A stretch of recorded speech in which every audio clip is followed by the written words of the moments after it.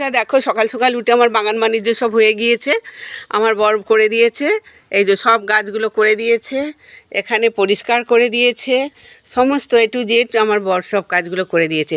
আর দেওয়ার পরে দেখো ওনাকে আমি বললাম যে আমাকে কটা আমড়া পেড়ে দাও, তাই পুকুর পাড়ে যাচ্ছি। তো পুকুর পাড়ে গাছগুলো আপনাদের দেখিয়েছি, সবাইকে দেখিয়েছি। এখন আমার বরকে বললাম আমড়াটা দেখাও। তো দেখো উনি কাজ করছিল মাঠে, আমার বাগানগুলো পরিষ্কার করছিল, করতে করতে আমাকে কত আমড়া পেড়ে দিল। দেখো, দেখছো, দেখো গাছে উঠিয়েছি কিন্তু, হ্যাঁ আমি জানি না যে হাত পা ভাঙবে কিনা। এই যে গাছে উঠে আমড়াগুলো ভালো করে ধরো, বন্ধুরা দেখছে তোমাকে, তুমি যে পারো সেগুলো দেখো, দেখাও। দেখছে। আর বৌদি খালি মুখের ভাষা ছাড়ছে, যেহেতু এটা গ্রাম, এদের প্রচণ্ড ভাষা, এরা খুব ভাষা ছাড়ে, তা সেই সব ভাষা তোমাদের বলতে পারবো না।